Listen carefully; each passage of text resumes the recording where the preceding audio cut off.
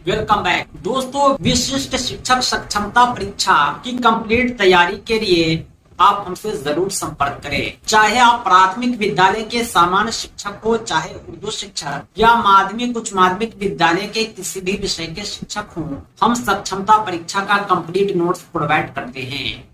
हमारे PDF notes आपके WhatsApp पर और प्रिंटेड बाय पोस्ट आपके द्वारा उपलब्ध कराए गए पते पर भेजे जाते हैं। हमारे नोट्स को प्राप्त करने के लिए संपर्क करें 7631314948 पर। इस नंबर पर आप कॉल भी कर सकते हैं, व्हाट्सएप भी।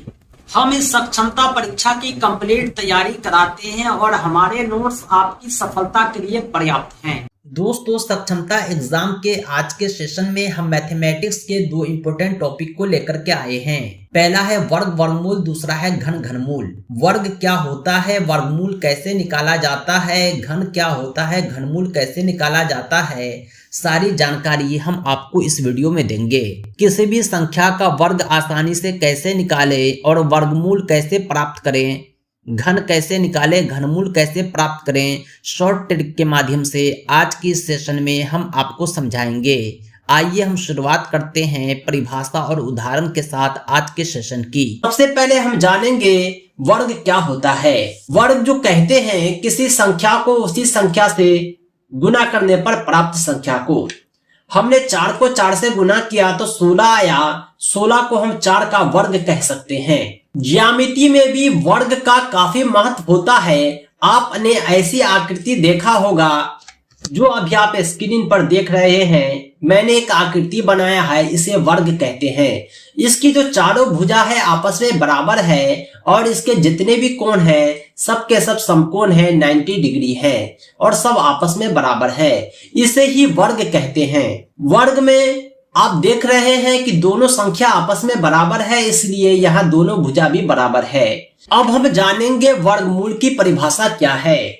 वर्गमूल जो होता है वर्ग का ठीक उल्टा होता है। इसमें हम वह संख्या तलाश करते हैं जिसका वर्ग करने पर दी गई संख्या प्राप्त होती है। उदाहरण के लिए 16 है, इसका वर्गमूल निकालना है तो हम ऐसी संख्या खोजेंगे जिसे वर्ग करने पर 16 प्राप्त हुआ है। यानी 4 का वर्ग 16 था, यहाँ 16 का वर्गमूल 4 हो जाएगा। वर्गमूल को जो लिखने का तरीका होता है वो रूट होता है। दूसरे तरीके में इसे हम इसका होल पावर 1/2 भी लिखते हैं। ये जो चिन्ह है काफी इंपोर्टेंट है, वर्गमूल को ही डिनोट करता है। वर्गमूल निकालने के लिए आप इस दो फॉर्मूले का उपयोग कर सकते हैं। अगर आपको बड़ी संख्या का वर्गमूल निकालना हो या वर्ग निकालना हो तो ये दो फॉर्मूले काफी इंपोर्टेंट है। a + b का होल स्क्वायर बराबर हो जाता है a² + 2ab + b²। दूसरा फॉर्मूला है a - b का होल स्क्वायर, इसका वैल्यू होता है a² - 2ab + b²। आगे जो हम जानेंगे वर्गमूल निकालने की विधियां। वर्गमूल दो विधि से निकाला जाता है, एक गुणनखंड विधि, एक भाग विधि। आइए हम उदाहरण देकर आपको समझाते हैं गुणनखंड विधि से वर्ग कैसे निकालते हैं। उदाहरण के लिए आपको कहा जाए कि 16 का गुणनखंड विधि से वर्गमूल निकालिए तो आप सबसे पहले 16 का गुणनखंड निकालेंगे। 16 का गुणनखंड निकालने के लिए आप 2 से भाग देंगे 8 आएगा, फिर 2 से भाग देंगे 4 आएगा, फिर 2 से भाग देंगे 2 आएगा। यानी 4 बार हमें 2 प्राप्त होता है। हम इसे इस प्रकार लिखते हैं 2 × 2 × 2 × 2। अब हम क्या करेंगे, जोड़ा बनाएंगे। यानी 2 2 में से 1 2, 2 2 में से 1 2 को अलग करेंगे, 2 × 2 यानी बराबर 4 आता है। यानी ये हुआ गुणनखंड विधि से वर्गमूल निकालने का तरीका, जिसमें हमने सबसे पहले गुणनखंड किया, फिर गुणनखंड को सजाकर लिखा, फिर प्रत्येक 2 में से 1 1 को अलग किया। इस प्रकार हम गुणनखंड आसानी से फाइंड कर पाते हैं। ये जो तरीका कहलाता है गुणनखंड विधि कहलाता है। एक और तरीका होता है जो भाग विधि है। आइए हम इसका उदाहरण देते हैं। भाग विधि में उदाहरण के लिए हम 121 का वर्गमूल निकालते हैं। वर्गमूल निकालने के लिए हम पेयर बनाएंगे 2 का, दाईं ओर से 1 जो बच गया है इसका हम भाग देंगे 1 से। 1 से भाग देंगे और 1 मर्तबा लगेगा। यहाँ पर 1 1 एक्स्ट्रा लिखते हैं और ये दोनों को आपस में जोड़ देते हैं, 1 1 2 आ जाता है। एक में से एक माइनस करते हैं तो ये 0 हो जाता है और ऊपर का एक पेयर उतारेंगे। अब हम इसे भाग देंगे ऐसी संख्या से जो इसको पूरी तरह घटाने पर 0 कर दे। इसके लिए हम इसे 1 से भाग देते हैं। यहाँ पर गुना होता है और यहाँ पर भाग होता है। 1 एकम 1, 1 दूना 2। यहाँ पर हमें जो हासिल होता है यही है वर्गमूल, यानी 11 को 11 से आप जब गुना करेंगे तो 121 प्राप्त होगा। 121 का वर्गमूल 11 आता है, जिसे हमने भाग विधि से प्राप्त किया है। उम्मीद करता हूं कि आप दोनों विधि को आसानी से समझ पाए होंगे। आइए अब हम आपको समझाते हैं कुछ महत्वपूर्ण तथ्य जो वर्ग और वर्गमूल से संबंधित है। पहला यह है कि किसी संख्या का वर्ग करने पर प्राप्त गुणनफल में अंकों की संख्या अंकों के दुगुने या दोगुने से 1 कम होती है। ऊपर के उदाहरण में आपने देखा कि हमने 16 का वर्गमूल निकाला था तो 4 आया। 16 में 2 अंक है, 4 में 1 अंक है, यानी जो है वर्गमूल जो आता है वो आधा आता है। 121 में 3 अंक था और इसका वर्गमूल 11 आता है जिसमें 2 अंक है। आप आसानी से समझ पा रहे होंगे, 2 गुने से 1 कम। 2 का 2 गुना 4 होता है, जिसमें 121 में 3 ही अंक था, 2 गुना से 1 कम था। इसी को हमने उदाहरण देकर समझाया है। अगला तथ्य है कि पूर्ण वर्ग संख्या 2, 3, 7 व 8 से अंत नहीं होते, यानी पूर्ण वर्ग संख्या जो होता है ऐसी संख्या जो किसी को आपस में गुना करने पर प्राप्त होता है। इसके अंत में 4 आ जाएगा, 1 आ जाएगा, 5 आ जाएगा, 7 आ जाएगा, 7 नहीं आएगा बल्कि 9 आएगा। लेकिन उसके अंत में कभी भी 2, 3, 7, 8 नहीं होगा। अगर आप कोई भी संख्या लिख दें और कहें कि 237 क्या वर्ग संख्या है, कहेंगे नहीं, क्योंकि इसके अंत में 7 आ रहा है। अगर आपको कहा जाए कि 283 वर्ग संख्या है, आप बोलेंगे नहीं, क्योंकि इसके अंत में 3 आ रहा है। अगला तथ्य है कि किसी संख्या a के वर्ग को a² से तथा वर्गमूल को √a से सूचित किया जाता है। अगला है कि किसी पूर्ण वर्ग संख्या के अंत में शून्यों की संख्या कभी भी विषम नहीं होती, यानी पूर्ण वर्ग संख्या 2500 होगा। इसके अंत में जो शून्य की संख्या है ये एक सम संख्या है 2, यानी इसके अंत में शून्य कभी भी विषम नहीं होगा, जब भी होगा सम ही होगा। सम संख्या का वर्गमूल सम संख्या, विषम संख्या का वर्गमूल विषम संख्या होता है। 4 एक सम संख्या है, इसका वर्गमूल सम संख्या होगा। 9 एक विषम संख्या है, इसका वर्गमूल विषम संख्या होगा। अगला है कि पूर्ण वर्ग संख्या का वर्गमूल एक परिमेय संख्या होता है। कोई भी संख्या अगर एक पूर्ण वर्ग संख्या है, इसका वर्गमूल निकालेंगे, एक परिमेय संख्या होगा, जिसे p/q के रूप में लिखा जा सकता है। दोस्तों, वर्गमूल की तरह अगला टॉपिक है घन और घनमूल। वर्ग वर्गमूल से ही संबंधित यह टॉपिक है। हम जानते हैं घन क्या होता है। वर्ग में क्या करते थे कि किसी संख्याओं को आपस में 2 बार गुना करते थे, यहाँ 3 बार गुना होता है, यानी हम उस संख्या को उसके वर्ग संख्या से 1 बार और गुना करते हैं, तब जाके घन संख्या बनता है। a का घन निकालना हो तो a को 3 बार गुना करेंगे।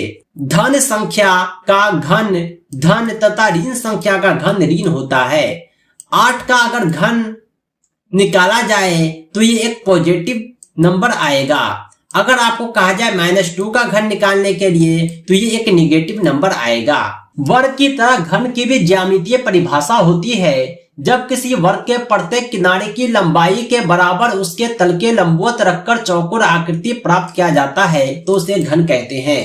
कहने का मतलब यह है कि वर्ग में केवल और केवल लंबाई था और चौड़ाई था, लेकिन ये जो घन है इसमें लंबाई चौड़ाई के अतिरिक्त ऊंचाई भी होता है। आप जो अभी स्क्रीन पर देख रहे हैं ये घन की आकृति है।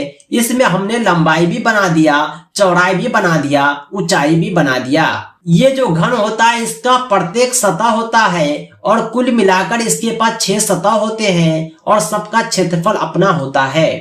लेकिन घन की जो धारिता होती है वो इसके लंबाई चौड़ाई ऊंचाई तीनों को आपस में गुना करने पर आता है। इसकी लंबाई चौड़ाई ऊंचाई आपस में बराबर होती है, इसलिए इसके किसी एक लंबाई को आपस में 3 बार गुना कर देते हैं। इस घन में कुल 6 सतह होते हैं, इसलिए इस घन के चारों तरफ सतह का क्षेत्रफल निकालने के लिए आप 6 से एक सतह के क्षेत्रफल को गुना कर सकते हैं। दोस्तों, उम्मीद करता हूं कि आप घन को समझ पाए होंगे। अगर घन को आप ठोस आकृति में देखना चाहते हैं तो आप लूडो का पासा देखें, और भी बहुत सारी आकृतियां हैं, डब्बे वगैरह होते हैं जिसकी लंबाई चौड़ाई ऊंचाई बराबर होती है। ये सब घनाकार आकृति होती है। अब हम जानेंगे घनमूल के बारे में। वर्गमूल की तरह घनमूल भी होता है। कोई संख्या x है तो उसका घनमूल जो होगा ऐसी संख्या होता है जिसे 3 बार गुना करने पर प्राप्त होता है। उसे हम इस तरह लिखते हैं। वर्गमूल को हम इस तरह लिखते थे, यहाँ पर 2 लिखते थे या नहीं लिखते थे, लेकिन यहाँ पर 3 लिखना मस्ट है, क्योंकि घनमूल निकालने के लिए हम ऐसी संख्या तलाशते हैं जिसे 3 बार आपस में गुना करने पर प्राप्त हुआ हो। यानी 8 प्राप्त करने के लिए हमने 2 को 3 बार गुना किया, इसलिए घनमूल इसका हो जाएगा 2। घनमूल निकालने के तरीके भी वर्गमूल निकालने की तरह ही होते हैं। इसके भी 2 विधियां हैं। एक है गुणनखंड विधि, दूसरा है भाग विधि। आइए हम आपको समझाते हैं दोनों में क्या अंतर है और क्या तरीके हैं। दोस्तों, गुणनखंड विधि से घनमूल निकालने के लिए हम किसी भी संख्या को पहले इस तरह लिखते हैं, उसके बाद इसका गुणनखंड निकालते हैं। गुणनखंड निकालने का वही तरीका है जो हमने आपको पहले ऊपर बतलाया था। आइए हमने इसे इस तरह सजाकर लिख दिया। यानी 15625 का जो गुणनखंड आता है वो 5 गुने 5 गुने 5 गुने 5 गुने 5 गुने 5 आता है। 5 यहाँ पर कुल 6 बार है। वहां वर्गमूल में हमने 2-2 के जोड़े बनाए थे, यहाँ 3-3 के जोड़े बनाएंगे।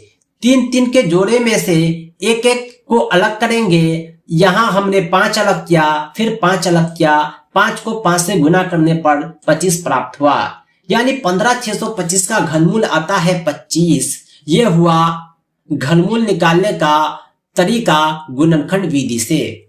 एक और तरीका होता है घनमूल निकालने का जिसे भाग विधि कहते हैं। अभी आप स्क्रीन पर देख पा रहे होंगे, हमने 15625 का घनमूल भाग विधि से निकाला है। भाग देने के क्रम में इस बात का ख्याल रखा है कि पेड़ 2 के बजाय हमने दाएं साइड से 3 का बनाया है, क्योंकि घनमूल जो होता है 3 में 1 होता है। 3 का घनमूल निकाला और बाकी तरीका वैसा ही है जैसा वर्गमूल में था। 2 से भाग दिया, 2 बार नहीं बल्कि 3 बार।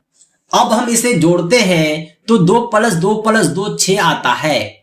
अब ऊपर वाले को उतारते हैं। अब ऐसी संख्या तलाशते हैं जिससे भाग देने पर ये पूरा पूरा कट जाए। ये जो भागफल आता है यही घनमूल होता है। तो दोस्तों, आज के लिए इतना ही। कंप्लीट तैयारी के लिए विशिष्ट शिक्षक सक्षमता परीक्षा कंप्लीट नोट्स के लिए आप हमसे जरूर संपर्क करें 7631314948 पर। पाठ्यक्रम आधारित संपूर्ण अध्ययन सामग्री के माध्यम से कम समय में आप बेहतर तैयारी कर पाएंगे और अपनी सफलता सुनिश्चित कर पाएंगे और राजकर्मी का सपना आपका पूरा हो पाएगा। दोस्तों, इस सक्षमता परीक्षा के नोट्स और अपडेट के लिए आप हमारी वेबसाइट www.teacherahmed.com को भी विजिट करें। साथ ही साथ हमारे एंड्रॉयड ऐप टीचर अहमद को प्ले स्टोर से जरूर डाउनलोड करें। इसका लिंक आपको इस वीडियो के डिस्क्रिप्शन में भी मिल जाएगा। दोस्तों, आज के लिए इतना ही। हम मिलते हैं नेक्स्ट वीडियो में एक अमेजिंग टॉपिक के साथ। Thanks for watching. धन्यवाद।